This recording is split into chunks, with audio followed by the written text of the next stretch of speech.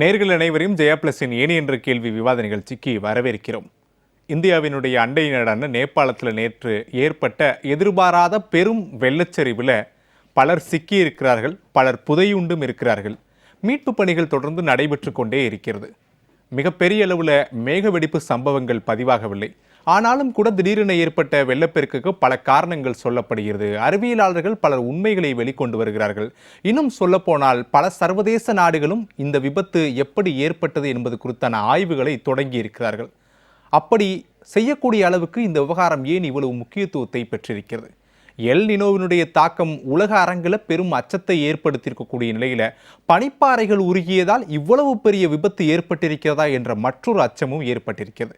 இது எல்லாம் வரக்கூடிய காலங்களில் நாம் எப்படி தற்காத்து கொள்ள வேண்டும், மனித இனத்தை, நம்முடைய கட்டமைப்பை என்பது குறித்தெல்லாம் பேசுவதற்காக தான் அடுத்த 1 மணி நேரங்களுக்கு ஜெயா பிளஸ் இந்த விவாதத்தை கட்டமைத்திருக்கிறது. இதை நேபாளத்தை ஒட்டிய தலைப்பை தான் இன்றைய விவாதமும் கூட. நேபாளத்தில் பனிப்பாறை சரிவு, பெருவெள்ளம், வருமுன் காக்க என்ன செய்வது என்பது குறித்து 4 விருந்தினர்களோடு நாம் பேச இருக்கிறோம் விரிவாக. முன்னதாக நான் நேர்களை விருந்தினர்களுக்கு அறிமுகம் செய்து வைத்து விடுகிறேன். பூவுலகின் நண்பர்கள் திரு வெற்றிச்செல்வன், பேராசிரியர் திரு சுப்பிரமணியன், பேரிடர் மேலாண்மை நிபுணர் திரு பிரபுகாந்தி, பொறியாளர் திரு வெங்கடாச்சலம். உங்கள் 4 நிகழ்ச்சிக்கு வரவேற்கிறேன் சார். வெற்றிச்செல்வன் சார், உங்ககிட்ட நான் தொடங்கலாம்னு நினைக்கிறேன். என்ன நடந்துச்சு எக்ஸாக்டா? ஏன்னா பல கோணங்களில் பல கதைகள் சொல்லப்படுகிறது, சில உண்மைகளும் வெளிவருகிறது. ஆனால் உண்மைகளை விட பொய்கள் அதிகம் பரப்பப்படுகிறது. ஏன்னா ஏன்ற ஒரு டெக்னாலஜி வந்ததுக்கு அப்புறம் எக்ஸாக்டா உண்மையிலே என்ன நடந்துச்சு, இதுவரைக்கும் நடக்காத ஒண்ணா இல்லை இனிமேல் நம்ம எச்சரிக்கையாக இருக்க வேண்டிய தருணத்திற்கான தொடக்கமா, எப்படி புரிஞ்சுக்கலாம்? இந்த நிகழ்வு, இது போன்ற நிகழ்வு ஏற்கனவே நிகழ்ந்திருக்கு. இது நடக்காத நிகழ்வு அல்ல. 2021ஆம் ஆண்டு நினைக்கிறேன், பாகிஸ்தானில் இதே போல ஒரு நிகழ்வு நடந்திருக்கு. அடிப்படையில் ஒரு விஷயத்தை நம்ம உறுதியாக சொல்லலாம். கிளாசியர்ஸ் லேக் அவுட்பர்ஸ்ட் ஃப்ளட் அப்படிங்கிறது அதுக்கு பேர் வச்சிருக்காங்க. அவர் பேரிட்டார். அதாவது என்னென்னா, பனிப்பாறைகள் அதன் மூலமாக ஏற்படக்கூடிய பெருவெள்ளம், பனிப்பாறைகள் சரிந்து விழுவதனால் உருவாகக்கூடிய பெருவெள்ளத்துடைய பாதிப்பு, இப்படியான பாதிப்பு சமீப காலத்தில் அதிகரித்து கொண்டு வருகிறது. இமயமலை சார்ந்தக்கூடிய பிரதேசங்களை நான் சொல்கிறேன். ஸோ பாகிஸ்தானில் ஒரு 4 வருடத்துக்கு முன்பாக இதே போல் ஒரு பாதிப்பு ஏற்பட்டது. கிட்டத்தட்ட அந்த பாகிஸ்தானில் கூட சிந்து ப்ராவின்ஸ் இடத்துல பார்த்தீங்கன்னா 3 2 மடங்கு அளவிலான நிலப்பரப்பு கம்ப்ளீட்டாக அப்படி வாஷ் அவுட் ஆச்சு. கம்ப்ளீட்டாக அப்படியே பொது மிகப்பெரிய அளவுக்கு ஒரு லாஸ் அவங்க எதிர்கொண்டாங்க. அதற்கு அடுத்தபடியாக இந்த ஒரு நிகழ்வு தான் இருக்குது. இதற்கு இடையில இந்த மாதிரி நிகழ்வுகள் இந்தியா பகுதியிலும் நிகழ்ந்து கொண்டு இருக்கிறது. ஸோ அப்போது இமயமலை சார்ந்து இருக்கக்கூடிய பகுதியில் பனிப்பாறைகள் இப்படி உடைந்து விழுவதும் அதன் காரணமாக இந்த மாதிரி பெருவெள்ள பாதிப்பு ஏற்படுவதும் தொடர்கதையாக இருக்கின்றது. இது சமீப காலத்தில் அதிகரித்து வருகிறது. இப்போது இந்த பனிப்பாறைகள் உடைந்து விழுவதற்கு என்ன காரணம் ஏற்பட்டுச்சு அப்படின்னு இந்த நிகழ்வை பொறுத்த வரைக்கும் அறுதிட்டு சொல்வதற்கான போதுமான தரவுகள் இப்போது இருக்கல. முதல் கட்டமாக நமக்கு ஃபர்ஸ்ட் என்ன சொன்னாங்க அப்படின்னா, ஒரு எர்த்குவேக் வந்திருக்கிறோம் அப்படிங்கிற மாதிரி தான் சொல்லப்பட்டது. இல்லை, அது சில பேர் மறுக்கிறாங்க. சில பேர் என்ன சொல்கிறாங்கன்னா, அங்கே இருக்கக்கூடிய பனிப்பாறைகள் அந்த மற்ற பாறைகள் சேர்ந்து அது சரிந்து விழுவதன் காரணமாக உருவாகி இருக்கிறது இந்த பாதிப்பு அப்படின்னு சொல்கிறாங்க. அப்போ இன்னும் ஆய்வு மூலமாக நாம் அதை உறுதி செய்யப்பட வேண்டும். ஆனால் ஒரு விஷயத்தை நம்ம உறுதியாக சொல்லலாம், பனிப்பாறைகளுடைய சரிவு. இப்போ இந்த பனிப்பாறைகள் ஏன் சரிவுற்றது, அதற்கான காரணங்கள் கண்டுபிடிக்கணும். பாகிஸ்தானுடைய நிகழ்வை பொறுத்த வரைக்கும் அதுக்கு என்ன காரணமாக இருந்துச்சு, அப்போ நீங்கள் முன்னாடி குறிப்பிட்டது மாதிரி மேகவெடிப்பு காரணமாக இருந்துச்சு. அப்போ ஒரு கிளவுட் பர்ஸ்ட் நடந்துச்சு. அதன் காரணமாக அந்த மழை பொழிவு அதிகரித்ததன் காரணமாகவும் அதற்கு முன்பாக இருந்த வெப்பநிலையின் காரணமாகவும் அந்த பனிப்பாறையோட உறுதித்தன்மை இலகுவாகிவிட்டது. அப்போ ஒரு பெரிய மழை பொழிவு ஏற்பட்டு டக்குன்னு சரிஞ்சு விழுது. இப்போ நம்ம கேரளா வயநாட்டில் மேற்கு தொடர்ச்சி மலையில் மண் நிலச்சரிவு ஏற்பட்டுச்சுங்களா, அதுவும் 50 சென்டிமீட்டர் மழை பெஞ்சோன்னா அப்படியே மொத்தமாக அப்படியே மண் சரிஞ்சு விழுது. கிட்டத்தட்ட அதே போகிற நிகழ்வு தான். இங்கே மணலுக்கு பதிலாக அங்கே பனிப்பாறை அப்படிங்கிறது உருகி வந்திருக்கு. இப்போ இதில் ஒரு விஷயத்தை, ஒரு அம்சம் புரிந்து கொள்ள வேண்டும். கடந்த ஒரு 15-20 ஆண்டுகளாக தொடர்ச்சியாக இமயமலை சார்ந்து இருக்கக்கூடிய பகுதியில் பனிப்பாறைகள் ரொம்ப வேகமாக உருகி வருகின்றன அப்படிங்கிற ஆய்வறிக்கை கொண்டாங்க. ஐபிசிசியினுடைய 2013ஆம் ஆண்டு ஆய்வறிக்கை, inter government panel on climate change, காலநிலை மாற்றத்துக்காக இருக்கக்கூடிய ஒரு முக்கியமான ஆய்வகம், அவர்கள் தந்த ஆய்வறிக்கை என்ன சொல்றாங்கன்னா, வேகமாக 3ஆம் உலக நாடுகளில் இருக்கக்கூடிய பனிப்பாறைகள் உருகி வருகின்றது அப்படின்னு சொன்னாங்க. ICMODன்னு இருக்காங்க, இந்த இந்திய அளவில் இருக்கக்கூடிய இமயமலை சரி மற்ற நாடுகளுக்கு இவங்கெல்லாம் சேர்ந்து ஒரு கூட்டமைப்பு உருவாக்கியிருக்காங்க. அதாவது குறிப்பாக பாகிஸ்தான், ஆப்கானிஸ்தான், சைனா, பர்மா, பங்களாதேஷ் இதெல்லாம் சேர்ந்து இருக்கக்கூடிய ஒரு கூட்டமைப்பு. இந்த கூட்டமைப்பினோட ஆய்வில் என்ன சொல்லியிருக்காங்கன்னா, 2050ஆம் ஆண்டுக்குள்ளாக 50% கிளாசியஸ் உருகிடும் இமயமலையிலன்னு சொல்லியிருக்காங்க. அப்போ அதனுடைய தாக்கத்தை இப்போ நம்ம பார்க்க ஆரம்பிச்சிருக்கோம். அதாவது 2050 50% ஆஃப் தி கிளாசியஸ் இருக்காது அப்படின்னா 2049 எல்லாம் உருகுன்னு அர்த்தம் கிடையாது. இப்பவுமே உருக ஆரம்பிச்சிட்டு இன்னும் வேகமாக உருக ஆரம்பிக்கும். அப்போ என்னன்னா இமயமலை இருக்கக்கூடிய அந்த பனிப்பாறைகள் அதனுடைய சிரதத்தன்மையை இழந்து விட்டது. அது எவ்வளவு ஸ்ட்ராங்கா இருந்துச்சோ அந்த தன்மை இல்லை. ஒரு ஐஸ் ஃப்ரோஷன் கண்டிஷனுக்கு எவ்வளவு இருக்கும். நம்ம சாதாரண ஒரு ஐஸ் கட்டி நம்ம கையால் உடைக்க முடியாது இல்லையா, அதை வந்து நம்ம கத்தி வச்சோ சுற்றி வச்சு தான் நம்ம உடைக்கலாம். அந்த அளவுக்கு ஸ்ட்ராங்கா இருக்கும். அப்போ இவையெல்லாம் பல ஆயிரம் ஆண்டுகளாக தொடர்ச்சியாக ஃப்ரோசன் கண்டிஷன்ல இருக்கக்கூடியது. இந்த பனிப்பாறைகள் தங்களுடைய அந்த இறுகுத்தன்மையை இழந்து வருகின்றன. அதற்கான காரணம் என்ன? Global warming. ஸோ அதுக்கான காரணம் வந்து இப்போ இந்த குளோபல் வார்மிங் அதிகரித்து வரக்கூடிய டெம்பரேச்சரோட இன்க்ரீஸ் தான் பயங்கரமான காரணம். அப்போ உலகளவு நடக்கக்கூடிய புவி வெப்பமாதல் அப்படிங்கிற என்ன பண்ணுதுன்னா, ஆர்டிக் பகுதியில் அண்டார்டிக் பகுதியில் இருக்கக்கூடிய பனிப்பாறைகள் உருகுங்க நம்ம படிச்சுட்டு இருக்கோம், அது கேள்விப்பட்டிருக்கோம். ஆனால் நம்ம தலைக்கு மேலே இருக்கக்கூடிய இமயமலையும் உருகிட்டு இருக்கு, அதை நம்ம கவனிக்க தவறிட்டோம். அதைத்தான் இந்த ஆய்வுகள் சுட்டி காமிச்சாங்க. அப்போ குளோபல் வார்மிங் காரணமாக இமயமலையில் இருக்கக்கூடிய பனிப்பாறைகள் ரொம்ப வேகமாக உருகிட்டு வருது. அப்போ அந்த உருகுவனோட விளைவு என்னவாக இருக்கும் அப்படின்னா, நதிகளுடைய நீரோட்டம் மாறி அமைக்கும், அந்த பிரச்சனை இருக்கும் அப்படிங்கிறத எஸ்டிமேட் பண்ணாங்களே ஒழிய இப்படியான அர்பன் ஃப்ளட்டிங் வந்து உருவாக்கும் என்பது குறித்தான நாம போதுமான ஆய்வறிக்கைகளை மேற்கொள்ளல. அப்ப எந்த இடத்துல என்ன பாதிப்பு உண்டாகும். அப்போ கிளாசியர்ஸ் எந்த அளவுக்கு இருந்துச்சு, எந்த இடத்துல அது வேகமாக உருகிட்டு வருது, எவ்வளவு பகுதி வந்து அதிகமாக உருவதற்கான வாய்ப்பு இருக்கு, அப்படி உருவதன் மூலமாக எந்த பகுதியில் பாதிப்பு உண்டாகக்கூடும் என்பதற்கான ஆய்வுகள் மேற்கொள்ள. அதுக்காக தான் இந்த ஆக்சுவலி நான் சொன்ன இந்த முன்னாடி சொன்ன இந்த இன்டர்நேஷனல் ஆர்கனைசேஷன் வந்து உருவாக்கினாங்க. இந்தியா, சைனா, பாகிஸ்தான், ஆப்கானிஸ்தான், நேபாள், பங்களாதேஷ் இவங்கெல்லாம் சேர்ந்து, ஏன்னா இங்கே தான் இந்த ஹிந்து குஷ் சொல்லக்கூடிய இந்த இமயமலை சார்ந்த நிலப்பரப்பு இருக்கு. இந்த ஒட்டுமொத்த இமயமலை பாதுகாக்க வேண்டும்னா இந்த எல்லா நாடுகளும் சேர்ந்து அவங்க ரிசர்ச் பண்ணாங்க. அந்த ரிசர்ச் கடந்த 2 வருடங்களாக சரியாக மேற்கொள்ளப்படவில்லை. இந்தியாவுக்கும் சைனாவுக்கும் ஏற்பட்ட முரண்பாட்டின் காரணமாக மேற்கொள்ளப்படவில்லை, அன்பார்ச்சுனேட்லி பண்ணவில்லை. இப்போ என்ன பிரச்சனை அப்படின்னா, அப்போ இமயமலை அதோட ஸ்திரத்தன்மையை இழந்து கொண்டு வருகிறது. இதுல கூடுதலாக இன்னொரு விஷயத்தை பார்க்கணும். இந்திய பகுதியை பொறுத்தவரை கடந்த 2025ஆம் ஆண்டு நவம்பர் மாதம் BIS சொல்லக்கூடிய பியூரோ ஆஃப் இந்தியன் ஸ்டாண்டர்ட்ஸ் அவங்க வந்து ஒரு ரூல் வந்து கொண்டு வந்தாங்க. என்டையர் இமயமலையை வந்து பார்த்தீங்கன்னா Zone 6 ஒரு கிளாசிஃபிகேஷன் கொண்டு வந்து, புது கிளாசிஃபிகேஷன் கொண்டு வந்து அது எர்த்குவேக் ப்ரோன் ஜோன் ஏரியாவா அறிவிச்சாங்க. நிலநடுக்கம் அதிகமாக வரக்கூடிய வாய்ப்பு இருக்கக்கூடிய பகுதியாக Zone 6 சொல்லி அறிவிக்கிறாங்க. இது வரைக்கும் Zone 5 தான் இருந்துச்சு. சென்னை வந்துட்டு செஸ்மிக் Zone 3ல இருக்கு. Zone 5 ரொம்ப மோஸ்ட் டேஞ்சரஸ் ஆனது, அதை விட அதிக டேஞ்சராக இருக்கு இமயமலைன்னு சொல்லிட்டு Zone 6 அறிவிச்சாங்க. நவம்பர் மாசம் தான் அறிவிச்சாங்க. ஆனா அது வந்து 6 மாசம் கூட தாக்கு பிடிக்க முடியல. மார்ச் மாசத்துல அது வித்ட்ரா பண்ண வச்சுட்டாங்க. அப்போ இந்திய விஞ்ஞானிகளுடைய ஆய்வறிக்கை என்ன சொல்லுது அப்படின்னா, இந்திய பகுதியில் இருக்கக்கூடிய இமயமலை அப்படிங்கிறது அதோட சிறத்தன்மையில் இல்ல, எப்ப வேணா அங்க நிலநடுக்கம் வரலாம், எப்ப வேணா பாதிப்பு வரலாம், அதனால கட்டுமான நடவடிக்கைகளை நாம் மாற்றி அமைக்க வேண்டும், அதை ரெகுலேட் பண்ணுங்கிற வகையில தான் BIS ஸ்டாண்டர்ட்ஸ் கொண்டு வந்தாங்க. அதை நம்ம வந்து வித்ட்ரா பண்ணிட்டோம். அப்போ என்னன்னா, விஞ்ஞானிகளுடைய ஆய்வுகள், அறிவியலாளர்களுடைய ஆய்வறிக்கைகள் என்ன சொல்லுதுன்னா, ஒட்டுமொத்த இமயமலை அப்படிங்கிறது பாதிப்பு உண்டாகி கொண்டிருக்கிறது. இமயமலை நம்ம பகுதியில் பார்த்தீங்கன்னா ஜோஷிமத்துங்கிற பகுதி வந்து உள்ள அமைங்கிட்டு இருக்கு, சம்மர்ஜ் ஆயிட்டு இருக்கு. ஸோ இமயமலைங்கிறது நம்ம மேற்கு தொடர்ச்சி மேலே இருக்கக்கூடிய ஒரு பல கோடி வருடங்கள் பழமையானது கிடையாது, சில லட்ச வருடங்கள் பழமையானதான். ஏன்னா இந்திய நிலத்தட்டும் ஆசிய நிலத்தட்டும் மோதினாலும் படிச்சிருக்கோம் இல்லைங்களா. அப்போ இது வந்து ஃப்ரெஜைலாக இருக்கக்கூடிய நிலநடுக்கங்கள் அதிகமாக வரக்கூடிய ஒரு பகுதி. அந்த பகுதியில் இப்போ அதிக பனி இருக்கின்றது. இந்த பனியை வந்து உங்களுக்கு வேகமாக வந்து குளோபல் வார்மிங்கில் உருகிட்டு வரதான் சிறத்தன்மை அப்படிங்கிறது இல்லை. அப்போ ஒரு சின்ன அந்த இடத்துல சின்ன நகர்வு ஏற்பட்டால் போதும், எந்த பகுதியில் வேணால் இந்த ஆபத்து உண்டாகலாம். ஸோ அப்போ இந்த என்டையர் இமயமலை சார்ந்திருக்கக்கூடிய பகுதி நம்ம இப்போ கூடுதல் கவனத்தோடு கவனிக்க வேண்டிய ஒரு தேவை அப்படிங்கிறது. வெற்றிச்செல்வன் சாருடைய வார்த்தைகள்ல இருந்து நேற்று நேபாளத்தில் நடந்தது 2050க்குள்ள இனிமேல் அடிக்கடி நடக்கும் அப்படியான ஒரு சூழலை நோக்கி தான் இமயமலையும் நகரதும் கூட. அந்த சூழலும் அப்படிதான் இருக்கு. சயின்டிபிக் ப்ரெடிக்ஷன்ஸ் நமக்கு அதான் சொல்லுது, அந்த சூழலை நோக்கி தான் போறோம். ஸோ இது வந்து it's not going to be the last one. சரி, இனிமேல் இது தொடர்வதற்கான வாய்ப்பு இருக்கு. ஓகே, பிரபுகாந்தி சார், இப்போ ஒரு மழையினுடைய பாதிப்பு, தீவிரமான மழைப்பொழிவு இருக்கும், தீவிரமான காற்றினுடைய வேகம் இருக்கும், இதெல்லாம் முன்கூட்டியே கணித்து பேரிடர் துறை ஒரு எச்சரிக்கையை கொடுப்பாங்க. ஆனால் நேற்று நேபாளத்தில் நடந்தது எந்த ஒரு எச்சரிக்கையும் இல்லாத ஒரு நேரத்தில், ஒரு குறுகிய நேரத்தில் நடந்து முடிஞ்சிருச்சு. இப்போ இருக்கக்கூடிய டெக்னாலஜினால கணிக்க முடியாத ஒரு இயற்கை பேரிடர்கள் உருவாகுது அப்படின்னு புரிஞ்சுக்கலாமா, இல்லை இப்படி நடக்கக்கூடிய பேரிடர்களை கணிக்க முடியாத அளவுக்கு நம்மகிட்ட டெக்னாலஜி இல்லை அப்படின்னு புரிஞ்சுக்கலாம்? ரெண்டுல எந்த பார்வையை முன்னெடுக்கலாம்? முதல்ல 2 ஃபார்முலா இருக்குது டிசாஸ்டர் மேனேஜ்மெண்ட்டில். ஒன்று வந்து disaster management, natural disaster, man-made disaster சொல்லுவாங்க. இந்த பேரிடர் வந்து உண்மையிலே கிங் ஆஃப் தி டிசாஸ்டருக்கு ஒரு டிசாஸ்டர் அப்படி தான் சொல்லணும்.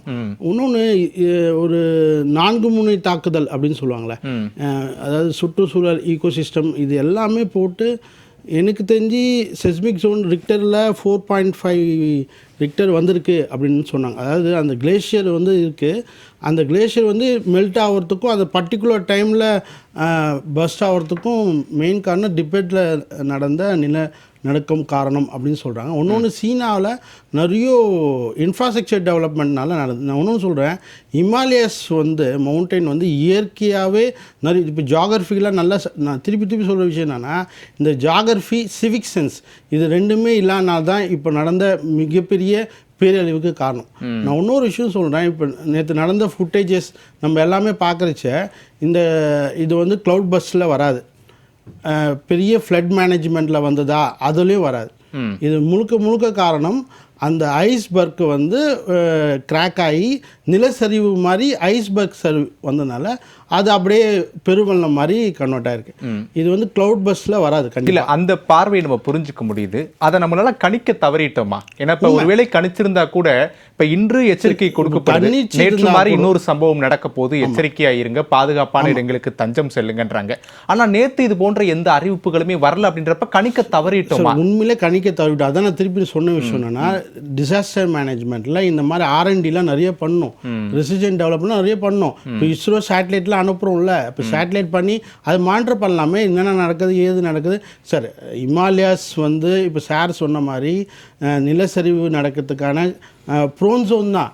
அவர் சொன்ன மாதிரி 6 ஜோன்லாம் வந்து அப்நார்மல், டேஞ்சரஸை விட அப்நார்மல் கண்டிப்பாக நடக்கும். அசஸ்மெண்ட் உறுதிட்டு சொல்லலாம். நான் ஒன்று சொல்கிறேன், இது வரைக்கும் நேபாள்லேயும் சரி, ஈவன் பீகார்லாம் 2008 வந்திருக்கு இந்த மாதிரி டிசாஸ்டர்லாம். அந்த 6 பேரே வந்து சோகம், பீகாரோட சோகம் அப்படின்ற மாதிரி தான் சொல்லுவாங்க. நான் ஒன்று சொல்கிறேன், இப்போ சார் சொன்ன மாதிரி 2050 அந்த கிளேஷியர்ஸ்லாம் மெல்ட் ஆயிடுச்சுன்னா எனக்கு தெரிஞ்சு உத்தரகாண்டே காணாமல் போயிடும், மேப்பில் இருக்காது. ஸோ திருப்பி ஒரு விஷயம் சொல்கிறேன், குளோபல் வார்மிங் தான் மேஜர் ரீசன். சூப்பர் எலினோவுக்கும் இதுக்கும் கனெக்ட் இல்லை. அந்த விஷயத்தை என்னால் கண்டிப்பாக சொல்ல முடியும். குளோபல் வார்மிங் தான் மிகப்பெரிய விஷயம். ஒன்று சொல்கிறேன், இந்த மாதிரியான பேரிடர்கள்லாம் வந்து ஓவர் நைட்டில் உருவே ஆகாது. இப்போ சைக்ளோன்லாம் ஃபார்ம் ஆகுது பார்த்தீங்களா, சைக்ளோன் ஃபார்ம் ஆச்சு, அது எங்கே இருக்குது, எந்த இடத்துல இருக்குது, லொக்கேட் பண்ண முடியுது. இப்போ சிலலாம் அசஸ்மெண்ட்டே பண்ண முடியல, 2 மணி நேரத்தில் கடந்து போய்டும் சொல்லுவாங்க. சில டைமில் 6 மணி நேரம் 8 மணி நேரம் ஒரே இடத்துலேருந்து அடிச்சதெல்லாம் கூட பார்த்தோம். ஸோ அது மாதிரி தான் இப்போ திருப்பி என்ன சொல்கிறோன்னா, இந்த இயர்லி வார்னிங் சிஸ்டம்லாம் வந்து நம்ம நிறைய R&D பண்ணோம்.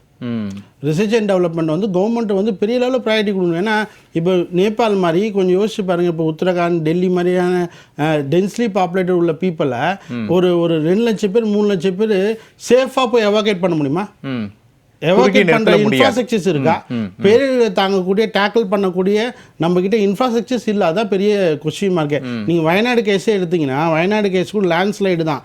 ஆனால் அதில் மாவட்ட நிர்வாகத்தோட IAS IPS ஆஃபீஸோட ஃபெயிலியர் தான் சொல்லுவேன். ஏன்னா 5 நாள் மழை பெய்யிருக்கு, அந்த மழை வந்து மழையோடைய அந்த உறுதித்தன்மையை வந்து அரிச்சிருக்கு. 5 நாள் வரைக்கும் நீங்கள் எந்த ஸ்டெப்பும் எடுக்கல. ஏன் ஒரு பீப்புள் ஒரு 5 நாளாக மழை பெய்யுதுன்னா என்ன பண்ணுவாங்க? சென்னையில் என்ன பண்ணுவாங்க?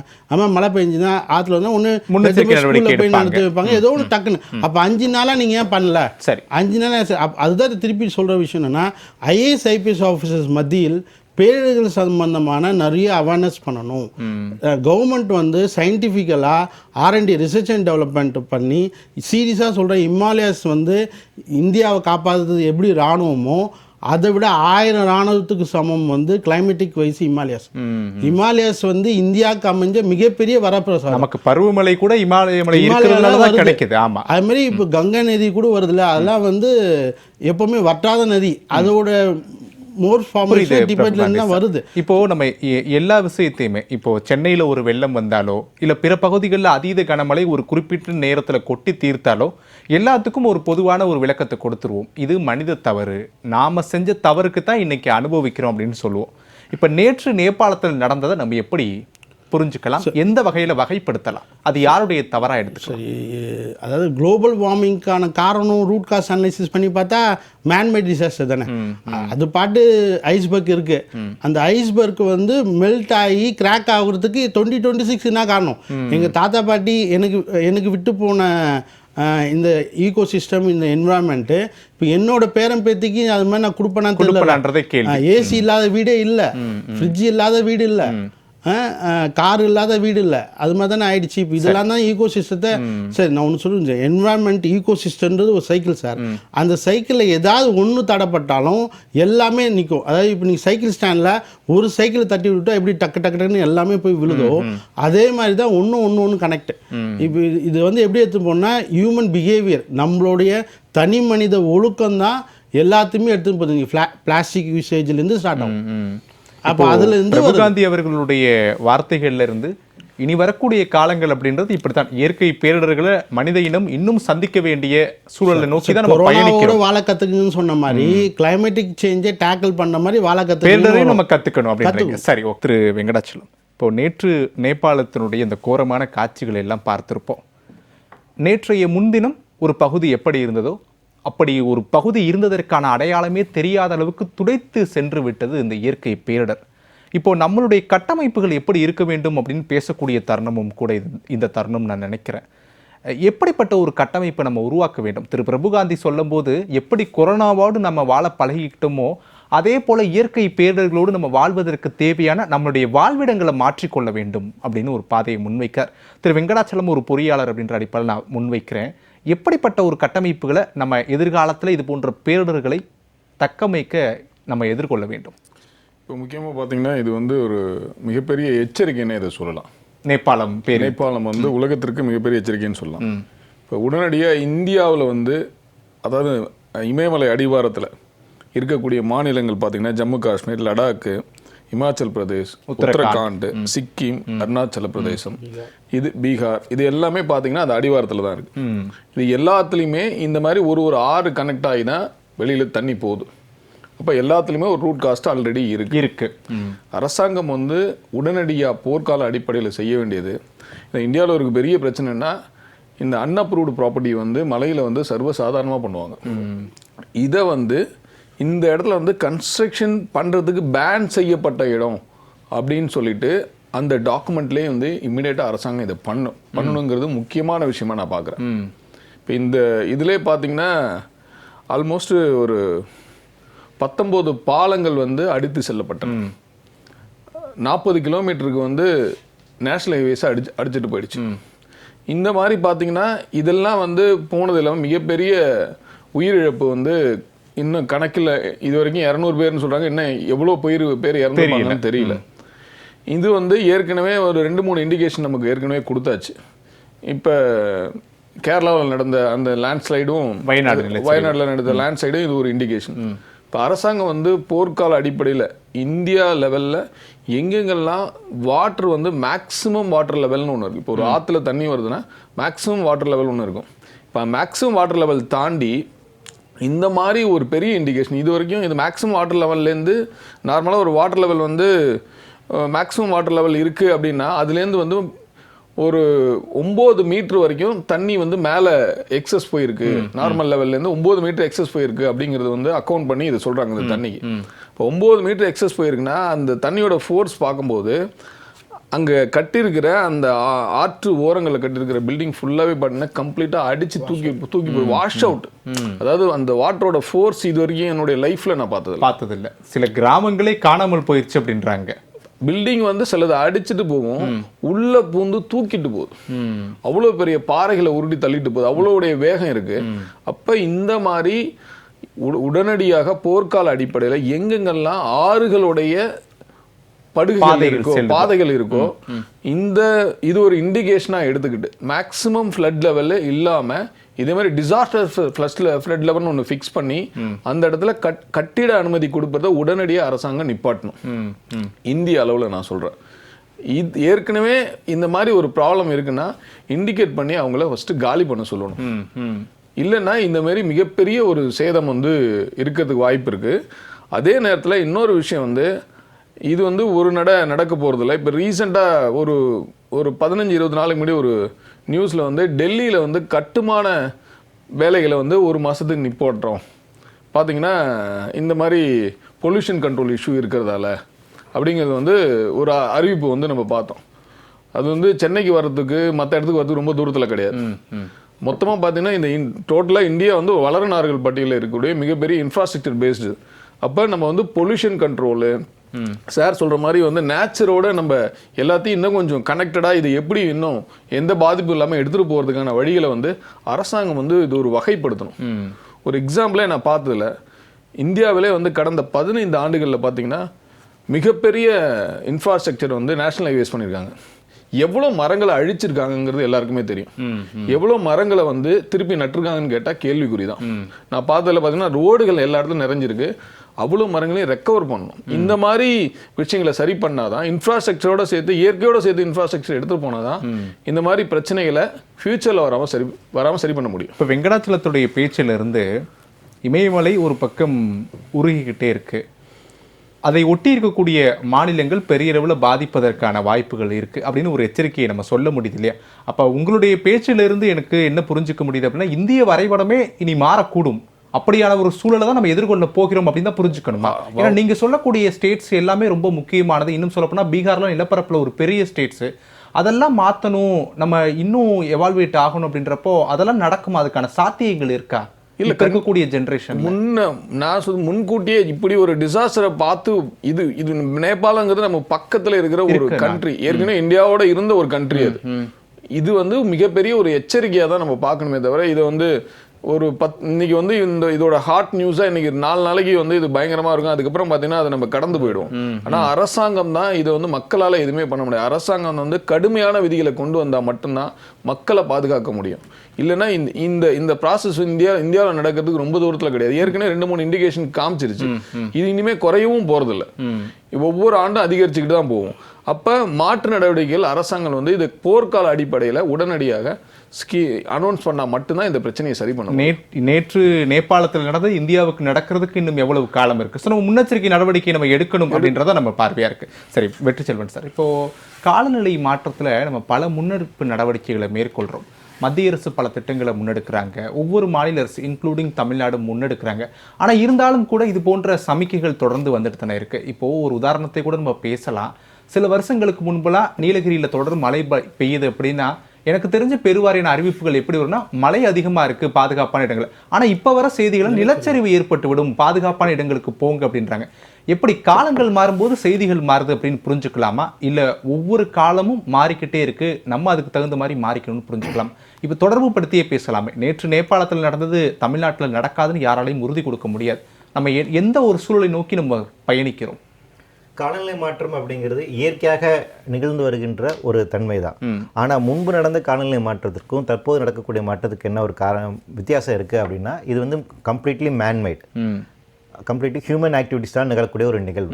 இது ரொம்ப எளிமையாக வந்து புரிஞ்சுக்கலாம். அப்படின்னா, பூமியில் தோன்றிய முதல் உயிரினம் கார்பன் டை ஆக்சைடு சுவாசிக்கக்கூடிய உயிரினமாக தான் இருந்துச்சு. ஃபஸ்ட்டு அப்போ அந்த கார்பன் டை ஆக்சைடு தான் அதிகமாக இருந்துச்சு, அதை சுவாசிக்கும். ஆனால் பின்னாடி ஃபோட்டோசின்ஸ் வந்ததுக்கப்புறம் ஆக்சிஜன் அதிகமானதுக்கப்புறம் ஆக்சிஜனை சுவாசிக்கக்கூடிய உயிரினங்கள் உருவாயிருச்சு, இந்த உயிரினங்களாம் அழிஞ்சு போச்சு. இந்த மாதிரி பூமியில் இது வரைக்கும் 5 முறை முற்றழிவு நிகழ்ந்திருக்கிறது. ஒவ்வொரு காலகட்டத்திலும் அந்த கால சூழல் ஏற்பம் மாறுகின்ற போது ஒவ்வொரு உயிரினங்கள் உயிர் வாழ ஆரம்பிச்சது. ஆனால் இதுக்கு எல்லாமே பல லட்சம் வருடங்கள் எடுத்துச்சு. டைனோசர் இருந்து அது அழிஞ்சு போகுது அப்படின்னா அது ஒரு பல லட்சம் வருடங்கள் தொடர்ச்சியாக நிகழ்ந்துருவாங்க. ஆனால் முன்பு எப்போதும் இல்லாத அளவுக்கு தற்போது காலநிலை மாற்றம் எப்படி மாறுதுன்னா, குளோபல் எப்படி நடக்குதுன்னா, கடந்த 150 வருடங்களில் பூமியினுடைய சராசரி வெப்பநிலை 1.5 டிகிரி செல்சியஸ் இன்க்ரீஸ் ஆயிருக்கு. இப்படி 1 டிகிரி செல்சியஸ் அளவுக்கு இன்க்ரீஸ் ஆகுன்னா 1 லட்சம் வருஷம் ஆகும். 1 லட்சம் வருஷம் ஆக வேண்டிய ஒரு நிகழ்வு 150 ஆண்டுகள் நிகழ்ந்திருக்கு. இதற்கு காரணம் முழுக்க மனித சமூகம். நீங்கள் இப்போ இந்த காலநிலை மாற்றத்தை, இந்த கிளைமேட் சேஞ்ச் எப்படி புரிஞ்சுக்கணும் அப்படின்னா, இப்போது நீங்கள் ஒரு காரணம் கேட்டீங்க, இதெல்லாம் மனித சமூக செயல்பாடு. ஆமாம், மனித சமூகத்தோட செயல்பாடுன்னு காரணமாக. ஆனால் நேபாளுக்கு இதுக்கு வந்து ரோல் இருக்கான்னு பாருங்க. நேபாளில் இண்டஸ்ட்ரியே கிடையாது, அவங்க கார்பன் எமிட் பண்ணவே இல்லை, ஆனால் பெரிய பாதிப்பை அவங்க எதிர்கொள்கிறாங்க. அதான் இதில் இருக்கக்கூடிய மிக ரொம்ப கொடூரமான விஷயம். அப்போ என்னன்னா, வளர்ந்த நாடுகள் கடந்த 100 வருடங்களாக 200 வருடங்களாக தொடர்ச்சியாக ஃபாசில் ஃபியூலை எதிர்த்ததன் காரணமாக வளர்ந்த மேற்கத்திய நாடுகள் செய்தனுடைய வினை நம்ம மேலே வந்து விழுகுது. அப்போ நாமளும் இப்போ செயலாற்ற வேண்டிய ஒரு தேவை இருக்குது, அவங்களும் செயலாற்ற வேண்டியது இருக்குது. அதனால காலநிலை மாற்றம் குறித்தான ஒப்பந்தத்தில் நம்ம என்ன கேட்குறோம்னா, நமக்கான கிளைமேட் ஃபண்ட் கொடுங்கன்னு நம்ம கேட்குறோம். 3ஆம் நாடுக்கு தேவையான கிளைமேட் ஃபண்ட் கொடுங்க, டெக்னாலஜி கொடுங்க அப்படின்னு நம்ம வந்து கேட்கறதுக்கான அப்போ இந்த ஒரு சமமற்ற தன்மை இருக்குது. அப்போ கிளைமேட்டிக் ஜஸ்டிஸ் நம்ம இங்கே வந்து பேச வேண்டிய ஒரு தேவை இருக்குது. அந்த அரசியல் ரீதியாக கூட பார்வையை முன்வைக்க வேண்டிய ஒரு தேவை இருக்கு. ரெண்டாவது, நீங்க குறிப்பிட்டது மாதிரி காலநிலை மாற்றம் இன்று யதார்த்த நிலைமையாக மாறிவிட்டது. இப்போ இமயமலை சார்ந்து இருக்கக்கூடிய பனிப்பாறை உருகி வருது அப்படின்னா அங்கே இந்த மாதிரி இந்த ஃப்ளட் ஒரு பக்கம் இருந்தாலும் இன்னொரு விஷயம் நீங்கள் நல்லா கவனிக்கணும். யமுனாவாக இருக்கட்டும், கங்கா, பிரம்மபுத்திரா, இந்த மாதிரி எல்லா ஜீவ நதிகளும் இமயமலை சார்ந்தான் இருக்குது. 60% வட இந்திய மாநிலங்கள் எல்லாமே இது நம்பிதான் இருக்கிறாங்க. அப்போ இந்த நதியினுடைய நீர்ப்போக்கு வழி அப்படிங்கிறது மாறும் எதிர்காலத்துல. அப்போ எவ்வளவு பேர் மைக்ரேட் ஆவாங்க, இன்னும் அது எங்கெங்கெல்லாம் ஃப்ளட்டிங் ஆகும், நீங்க சொல்ல ஜியோகிராஃபிக்கலா சேஞ்ச் ஆகும் இல்லையா, அந்த சேஞ்ச் இங்க இருந்து இப்படிதான் ஆரம்பிக்கும். உங்களுக்கு இயல்பாக கிளாசியஸ் கொடுக்கறது ஒரு பகுதி இருக்குது, அதுக்கப்புறம் நளிர் ஓட்டம் அப்படிங்கிற மாறும். அப்போ அதன் காரணமாக இருக்கக்கூடிய சோஷியோ எக்கனாமிக்கல் சேஞ்ச் அப்படிங்கிறது கடுமையாக மாறும். அதே மாதிரி இந்த பக்கம் மேற்கு தொடர்ச்சி மலை எடுத்துக்கிட்டீங்கன்னா, மேற்கு தொடர்ச்சி மலை அதிக வெப்பமண்டலமாக மாறிக்கொண்டு வருகிறது. நமக்கு இப்போ வந்து எவர்கிரீன் ஃபாரஸ்டா இருக்கக்கூடிய மேற்கு தொடர்ச்சி மலை டெசிடியஸ் ஃபாரஸ்டாக வந்து மாறி டான் ஃபாரஸ்டா இப்போ மாறிட்டு இருக்கு, முள்புதர் காடுகளா மாறி இருக்கு. அப்போ காட்டுத்தீ நமக்கு அதிகமா இருக்கும். நமக்கு இங்க இருந்தா நீர்வரத்து அப்படிங்கிறது இருக்கு. நமக்கு எக்ஸ்ட்ரீம் கிளைமேட்டிக் டெம்பரேச்சர் இன்க்ரீஸ் ஆயிட்டு இருக்கு.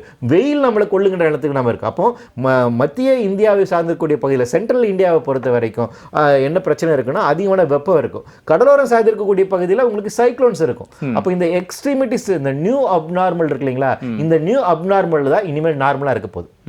ஸோ இந்த ப்ரெடிக்ஷன்ஸ் தான் வந்துட்டு உங்களுக்கு கடந்த 30 ஆண்டுகளாக கிளைமேட் சயின்டிஸ்ட் எல்லாமே சொல்லிட்டு இருந்தாங்க.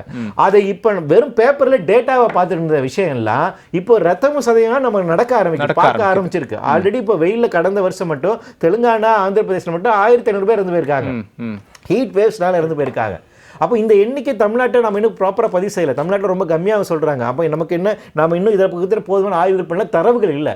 அப்போ என்னென்னா இந்த பாதிப்புகளை நம்ம பார்க்குறோம். லைட்னிங்கால், இடிமின்னலால் இறந்து போகிற எண்ணிக்கை நம்ம அதிகரிச்சிருக்கு பார்த்தீங்களா. கடந்த வருஷம் 2000 பேர் இறந்து போயிருக்காங்க. இன்னைக்கு அது பேரிடராக அறிவிச்சிருக்காங்க. ஹீட் வேவ்ஸ் அண்ட் லைட்னிங்கை வந்து பேரிடராக அறிவிச்சிருக்காங்க. அப்போ என்னென்னா புதிதாக இருக்கக்கூடிய இந்த இயற்கை சீற்றங்கள் தான் நம்மளுடைய யதார்த்த வாழ்நிலையாக மாறிக்கொண்டு இருக்கிறது. இதோடு தான் நம்ம இப்போ வந்து வாழ பழகிக்கொள்ள வேண்டியது. அப்போ இதுக்கேற்ற மாதிரி நம்மளுடைய கட்டுமான நம்முடைய உற்பத்தி முறை மாற்றி அமைக்க வேண்டிய தேவை, அதுதான் உணர்த்துது. அப்ப இன்னைக்கு முன்னாடி மாதிரி பேசுற விஷயங்களை நீங்க பேச முடியாது. இன்னைக்கு கிளைமேட் சென்ட்ரிக் அப்ரோச் தான் எல்லா இடத்துலயும் வேணும். அது ப்ரொடக்ஷனாக இருக்கட்டும், ஃபுட் ப்ரொடக்ஷனாக இருக்கட்டும், டிரான்ஸ்போர்ட்டாக இருக்கட்டும், எனர்ஜியாக இருக்கட்டும், கட்டுமானமாக இருக்கட்டும், டேம்ஸாக இருக்கட்டும், எல்லாமே இனிமேல் நீங்க கிளைமேட் சென்ட்ரிக் அப்ரோச்சில் தான் பண்ணி ஆகணும். நேச்சுரல் பேஸ்ட் சொல்யூஷன் அப்படிங்கிறதா தீர்வு. அப்போ இதை நோக்கி நான் வரணும். அப்போ இந்த புரிதல் நமக்கு வேணும். இந்த புரிதல் நமக்கு வேணும்னா கவர்னன்ஸ்ல ஃபர்ஸ்ட் நம்ம வந்து கொண்டு வரணும். அப்போ காலநிலை மாற்றம் சார்ந்து இருக்கக்கூடிய கொள்கை இந்தியாவில் நாம் என்ன வச்சிருக்கோம், உலக அளவு நம்ம என்ன வச்சிருக்கோம், மாநில அளவில் என்ன வச்சிருக்கோம் அப்படிங்கிற அந்த பேச்சுவார்த்தை அது சார்ந்து இருக்கக்கூடிய விஷயங்களை முன்னெடுக்க தேவை. அவைதான் நம்முடைய எதிர்காலத்தை பாதுகாப்பதற்காக நமக்கு இருக்கக்கூடிய இந்த விஷயங்கள் எல்லாமே தொடர்ச்சியாக நமக்கு கூறக்கூடிய அம்சங்கள் என்ன அப்படின்னா இதுதான். இதில் இன்னொரு முக்கியமான பிரச்சனை என்ன அப்படின்னா, இந்த மாதிரி இயற்கை சீற்றங்களில் பாதிப்படைகின்ற நபர்கள் யாராக இருக்காங்கன்னா ஏழை எளிய மக்கள் தான் அதிகமாக இருக்காங்க, விளிம்பு நிலை மக்கள் தான் இருக்காங்க. ஸோ அவங்களை எப்படி நீங்கள் வந்து ப்ரொடெக்ட் பண்ண போகிறீங்க அப்படிங்கிறது. அப்போ இந்த வர்னபிள் குரூப் ஆஃப் பீப்புள்ஸ் ஐடென்டிஃபை பண்ணி அப்போ அவங்களை பாதுகாப்பதற்கான பாலிசிஸ் நீங்கள் கொண்டு வரணும் இல்லையா. அப்போ அவர்களுக்கு தேவையான கட்டுமானங்கள் நீங்கள் வந்து உருவாக்க வேண்டிய இல்லையா.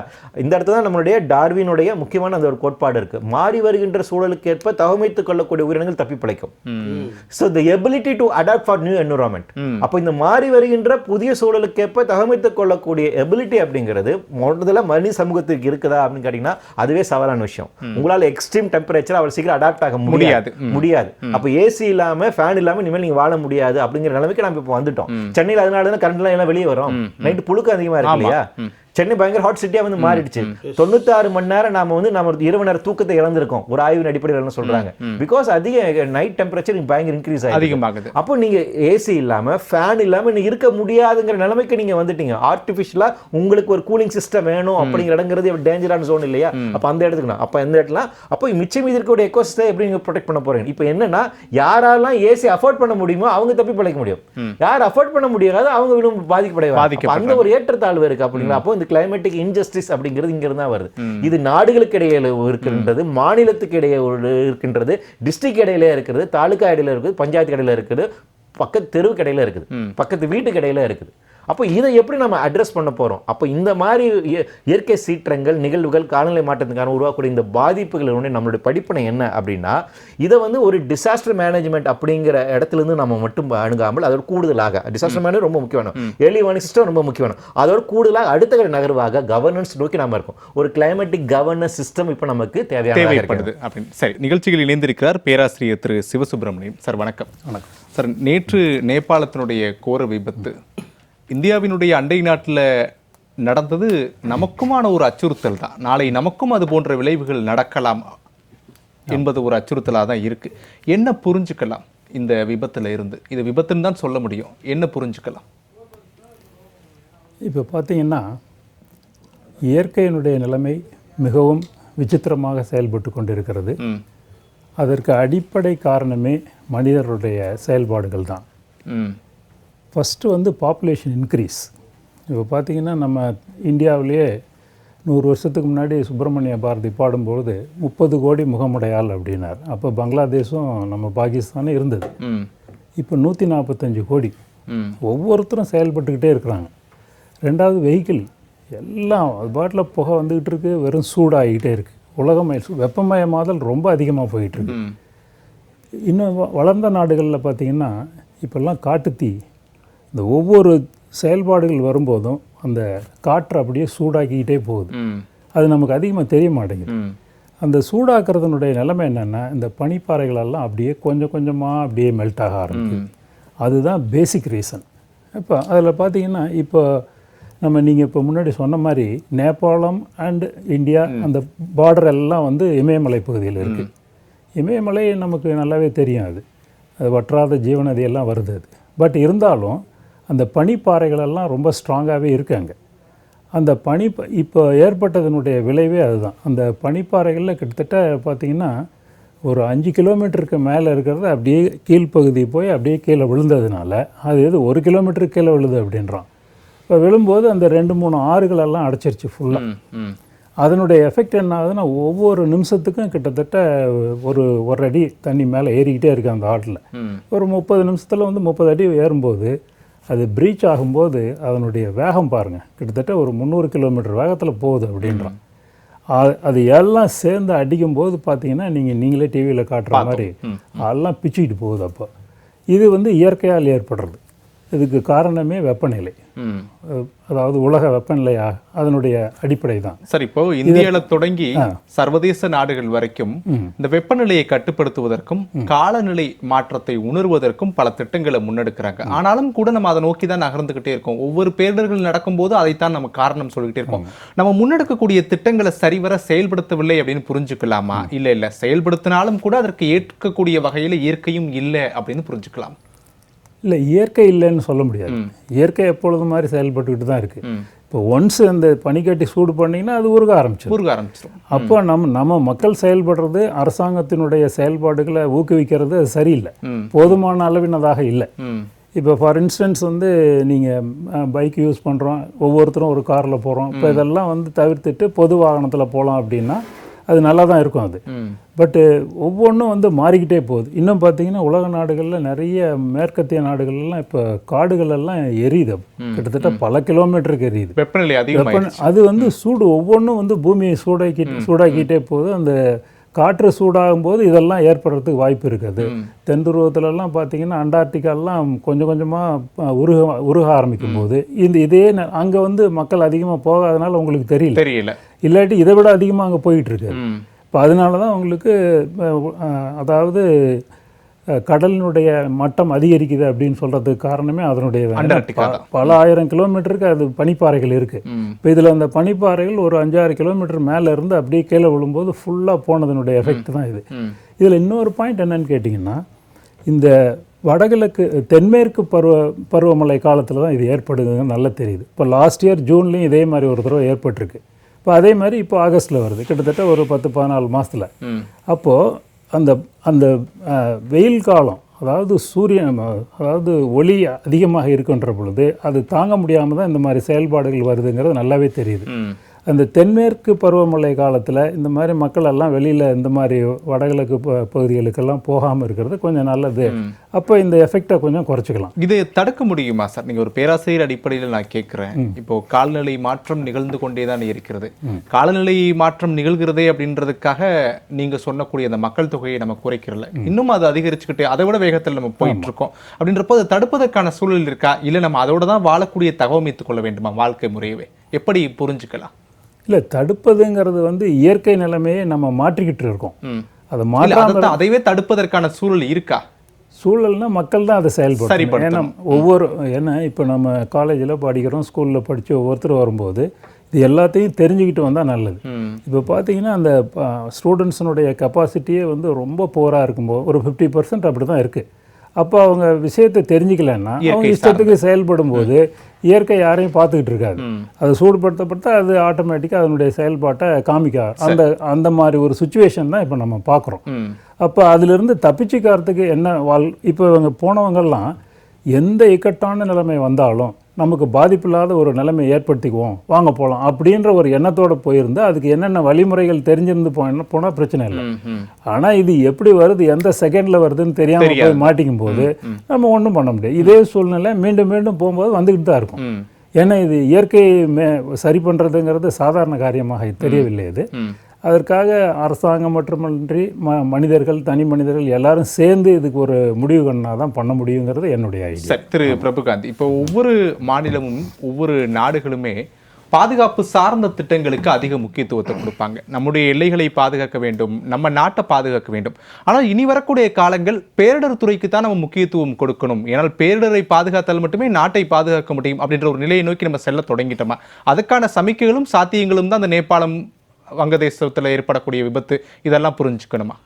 நீங்கள் நல்ல கேள்வி கேட்டிருக்கீங்க. என்னை பொறுத்தவரைக்கும் ஸ்டேட் கவர்மெண்ட்டும் சரி, சென்ட்ரல் கவர்மெண்ட்டும் சரி, ஈவன் அரசியல் கட்சி கூட சரி, இனி வருங்காலங்களில் இந்த மாதிரி வரப்போகிற பேரிடரை யார் நல்லா கையாளுறாங்களோ அவங்களால தான் திருப்பி ஆட்சி அமைக்க முடியும். அந்த மாதிரி டெர்மினாலஜி சொல்லணும். நான் திருப்பி ஒரு நல்ல அவேர்னஸ் சொல்கிறேன். எனக்கு தெரிஞ்சு ஸ்கூல் டேஸ்லாம் வந்து இந்த green club, Exnora club, Indian red cross society இதெல்லாம் இருந்தது. ஸோ திருப்பி ஒரு விஷயம், ரொம்ப இந்த மாதிரி டிசாஸ்டர் நடந்ததுக்கப்புறம் நடக்க போகிற ரீஹாபிலிட்டேஷன் ஆக்டிவிட்டி அதுதான் ரொம்ப முக்கியம். ஏன்னா நல்ல இப்போ நான் திருப்பி சொல்கிற என்ன விஷயம்னா, இப்போ எங்கள் தாத்தா பாட்டிலாம் இவ்வளோ சொத்து சேர்த்து வச்சிட்டாங்க அப்படின்னு ஒரு பேச்சு வர மாதிரி, இனிமேல் நான் என் பேரன் பேத்திக்கு நல்ல இடத்த கொடுத்துட்டு போனால் போதும் அப்படின்ற மாதிரி ஒரு நல்ல இயற்கையான சுவாசமான இயற்கையான காற்று கடிச்சா போதும், நல்ல தண்ணி குடித்தா போதும் அப்படின்ற மாதிரி சூழல் இருந்தால் போதும். ஏன்னா டோட்டலி பொல்யூட்டட், எங்கே பார்த்தாலும் இதுதான் நடக்குது.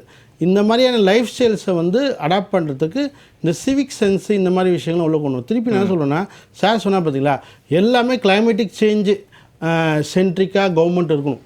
ஏன்னா கவர்மெண்ட் தான் பாலிசி மேக்கர். திருப்பி சொல்கிறேன், அரசாங்கம் தான் முழு காரணம் மக்களை காப்பாற்றுது.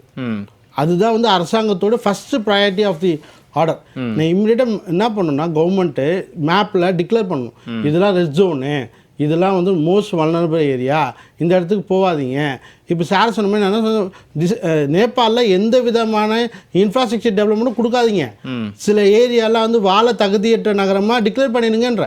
அப்படி பண்ணிட்டு அந்த இடத்துல மக்கள் ஏன் போகிறாங்க? திரு பிரபுகாந்தி, இப்போ இந்த பேரிடரில் உயிரிழந்திருக்கக்கூடியவர்கள் நேபாளத்தை சார்ந்தவர்களை தாண்டி நேபாளத்திற்கு வந்தவர்கள் தான் அதிகமாக பாதிக்கப்பட்டாங்க.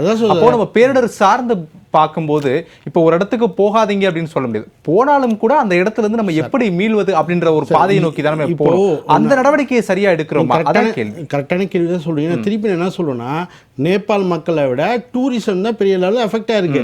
டூரிசத்தை நீங்க அலோவ் பண்ணனால தான் அந்த sea view beach, sea view apartment, sea view hotel அப்படின்னு சொல்லிட்டு அந்த நதிக்கரை ஓட்டி ஏன் அவ்வளோ ஹோட்டல் அண்ட் ரிசார்ட் வருது? பாயிண்ட் அதுதான் சொல்ல வரேன். அப்போ ஒரு இன்ஃப்ராஸ்ட்ரக்சர் ஏன் அவ்வளோ என்கரேஜ் பண்ணுறீங்க? பிளான் அப்ரூவல் கண்ட்ரோல் பண்ணணும்னு சொல்கிறேன் திருப்பி சார். இனிமேல் சேஃப்டி அண்ட் டிசைன் வந்து ஆர்கிடெக்ட் லெவல்லே கொண்டு வரணும். டிசாஸ்டர் மேனேஜ்மெண்ட்டை திருப்பி என்ன சொல்கிறேன்னா, சிவில் வருது, மெடிக்கல் டிபார்ட்மெண்ட் வரும், வருவாய்த்துறை வரும், ஃபயர் வரும். டிசாஸ்டர் மேனேஜ்மெண்ட்டை எல்லா டிபார்ட்மெண்ட்லேயும் பாலிசி கொண்டு வாங்கன்ற. எலக்ட்ரிக்கல் டிபார்ட்மெண்ட்டில் கூட வரும். ஸோ எல்லா டிபார்ட்மெண்ட்லேயும் வரணும். இதில் வந்து மல்டி மாடல் கோஆர்டினேஷன்ஸ் இருக்குது. இப்போ ஃபார் எக்ஸாம்பிள் சொல்ல வரேன், இப்போது வந்து டிபெட்டில் ஒரு ப்ராப்ளம் வந்தது, நேபாளில் வந்தது, அதனால் இந்தியாவுக்கும் எஃபெக்ட் வருது. இன்றைக்கி இப்போ அனௌன்ஸ் பண்ணியிருக்காங்க ஒரு 1/2 hourக்கு முன்னாடி, சீனாவில் இருக்கிற டேம் வந்து 2 மில்லியன் அந்த வாட்டர் வந்து மேபி என்ன சொல்கிறது ஓவர்ஃப்ளோ ஆகியோ இல்லாட்டி அது வெடிக்கிறதுக்கோ வாய்ப்பு இருக்குது. ஸோ இன்னொரு நேபாளுக்கான பேட்டாச்சு. நான் ஒன்று சொல்கிறேன், டிசாஸ்டரோட டெஃபினிஷனே ஒரு வாட்டி வந்தால் அடுத்த 15 நாளுக்கும் பெரிய ப்ராப்ளம் வரதான் செய்யும். மேபி நேற்று இந்தியா எஸ்கேப் ஆகிடுச்சு, அடுத்த 10 டேஸ்க்கும் அவேக்கனிங் தூக்கம் இல்லாத இரவாக தான் உத்தரகாண்டுக்கும் பீகாருக்கும் வர்றதுக்கான வாய்ப்புகள் இருக்குது. திருப்பி ஒரு வார்த்தை நான் சொல்ல விரும்புகிறேன், வற்றாத நதி ஜீவநதி, கங்கைன்னு சொல்கிறோம்ல, அந்த கங்கை ஏன் வருதுன்னா அந்த ஐஸ்பர்க்கு கிளாசியர்ஸ்லாம் இருக்கிறனால தான் வருது. அது உருகி இது மாதிரி கொத்து கொத்தா காலி ஆயிடுச்சுன்னா கங்கை நதி எங்கே போச்சுன்ற மாதிரி தான் என் பேரன் பார்ப்பான். புவியியல் அமைப்பே மாறிடும். இதே சூழல் தொடர்ந்துச்சுன்னா புவியியல் அமைப்பே இந்தியாவினுடைய சூழலை மாறிடும். அப்படிதான் நம்ம பயணிச்சுக்கிட்டு இருக்கோம். அப்படி அந்த பார்வையிலை பார்க்கலாம். சரி திரு வெங்கடாச்சலம், நிறைவா இந்த விவகாரத்தை நம்ம எப்படி புரிஞ்சுக்கணும், இனி வரக்கூடிய காலங்களில் நம்ம எப்படி அணுகணும், ஒவ்வொரு தனி மனிதனுக்குமான பங்கு என்ன இந்த விவகாரத்தில்? ஏன்னா ஒவ்வொருவருடைய தவறு தான் இவ்வளவு பெரிய சூழலுக்கான காரணமாக அமைஞ்சிருக்கு. திரு வெற்றிச்செல்வனுடைய வார்த்தையில இருந்தோ பிரபுகாந்தி வார்த்தையில இருந்தோ. அப்போ என்ன செய்யணும், என்ன கட்டமைப்பு நடவடிக்கைகள் நம்ம மேற்கொள்ளும், அதோட நிறைவாக முடிச்சுக்கலாம். அரசாங்கம் வந்து நான் முன்னாடியே சொன்ன விஷயத்தை தான் நான் திருப்பி சொல்ல வரேன். நான் இப்போ பார்த்தீங்கன்னா இந்த கட்டிட மலை சாரில் பார்த்தீங்கன்னா கட்டிட விதிமுறைகள் வந்து சரியாக பின்பற்றப்படுகிறதான்னு கேட்டால் 90% இல்லைன்னு தான் சொல்லலாம். வயலேஷன் அதாவது வந்து நான் முன்னாடியே சொன்ன மாதிரி நீர்வழி பாதைகளை வந்து, அதாவது இது வந்து இன்னைக்கு பேசிட்டு நாளைக்கு போயிடக்கூடாது. உடனடியாக அடுத்த வாரத்திலே அதுக்கு ஒரு கமிட்டி அமைச்சு, நிபுணர் குழு அமைச்சு, எங்கெங்கெல்லாம் வந்து இந்த மாதிரி வந்து பிரச்சனைகள் இருக்கோ, இது ஃபுல்லாகவே அதுக்கப்புறம் பார்த்தீங்கன்னா மழைக்காலங்கள் தான், அந்தந்த இடத்துலலாம் ஐடென்டிஃபை பண்ணி பில்டிங் வந்து இந்த இடத்துலலாம் இதுக்கப்புறம் கன்ஸ்ட்ரக்ஷன் வந்து அப்ரூவல் கிடையாது அப்படிங்கிறத சர்வே நம்பர்லே, அவங்களுடைய சர்வே நம்பர்லேயே அவங்க பட்டாவிலே வந்து ஃப்ரீஸ் பண்ணிட்டாங்கன்னா இது வந்து அந்த இடத்துலையே தவிர்க்கப்பட்டுரும். இன்னொன்று வந்து இதில் இன்னொரு பெரிய இஷ்யூவை நான் பார்க்குறது என்னென்னா, இது வந்து நம்ம இப்போ இமாச்சல பிரதேசம் மலைகளை பற்றி மட்டும் பேசிகிட்டு இருக்கிறோம். கேரளாவில் ஒரு இண்டிகேஷன் கொடுத்தாச்சு. இது வந்து தமிழ்நாட்டிலையும் இது ஒரு இண்டிகேஷன் வந்து கொடுத்த கணக்கில் தான் நான் பார்க்குறேன். இல்லை இன்னொரு விஷயம் பார்த்தீங்கன்னா, மலைக்காடுகள் வந்து முற்றிலுமாக அழிக்கப்பட்டு வருகின்றன. மலைக்காடுகள் வந்து மலைக்காடுகள் தான் வந்து அந்த ஆறுகளை உருவாக்கக்கூடிய ஊற்று நீரை அடியில் வச்சிருக்கிறதே மலைக்காடுகள் தான். நம்ம என்ன பண்ணோம், மலைக்காடுகள் முழுவதுமாக அழிச்சிட்டு தேயிலை தோட்டங்களாகவும் காப்பி தோட்டங்களாகவும் மாற்றுறோம். கமர்ஷியல் ஆஸ்பெக்டில் அரசாங்கம் வந்து நிறைய இடத்துல மலைக்காடுகளை இன்னும் அதிகப்படுத்தணும். அப்போ அதிகப்படுத்தணும். இன்னொன்று வந்து மலைகள் தான் ஒரு கண்ட்ரியோட பேஸே. மலைகள் இல்லைன்னா ஆறுகள் இல்லை, ஆறுகள் இல்லைன்னா மனித இனமே கிடையாது, மற்ற எந்த உயிரினமும் கிடையாது. அதுக்கு வந்து ஒரு நிபுணர் குழு வச்சு என்ன மாதிரி பிரச்சனைகள் இருக்குது, கட்டிடம் சார்ந்த விஷயங்களை வந்து இந்த இடத்துல கட்டவே கூடாதுங்கிற வந்து கடுமையான விதிகளை வந்து அரசாங்கம் வந்து போர்க்கால அடிப்படையில் நடைமுறைப்படுத்தணும். நான் சொல்றது அங்க இமாச்சல பிரதேசம் இமயமலையில மட்டும் தமிழ்நாட்டுக்குமான விவகாரம் தான். அந்த அடிப்படையில் இந்தியா முழுவதுமே இதை வந்து உடனே செய்யணுங்கிறது வந்து என்னுடைய தாழ்மையான வேண்டுகோளா வைக்கிறேன். இதுதான் நம்மளை வருங்காலங்களில் காப்பதற்கான நடவடிக்கை. அப்படிதான் நம்ம புரிஞ்சுக்கணும். இது காப்பதற்கான நடவடிக்கை. ஆனா இப்ப உள்ள அடுத்த ஜெனரேஷனுக்கு, இப்போ உள்ள ஜெனரேஷனுக்கு மரங்களை பத்தி நம்ம சொல்லி கொடுக்குறோமா அப்படின்னு கேட்டா சுத்தமாவே கிடையாது. அப்ப மரங்களுடைய பயன்களை பற்றி, மரங்கள் வைக்கிறத பற்றி அடுத்த ஜென்ரேஷனுக்கு சொல்லி கொடுத்தா மட்டும்தான் நம்மளை அடுத்த ஜென்ரேஷனை பாதுகாக்க முடியும். இப்போ எனக்கு எந்த மரம் கேட்டாலும் ஊரில் இருக்கிற மரங்களை கேட்டால் நம்ம சொல்லுவோம். நம்மளுடைய பசங்களை கேட்டால் அதற்கான அவேர்னஸ் பெயர் கூட தெரியாது. நம்ம பயணிக்கிறோம். அப்போ அதை எடுத்துகிட்டு போகணுங்கிறத அதை வந்து ஒரு கட்டாய பாடமாக்கணும்.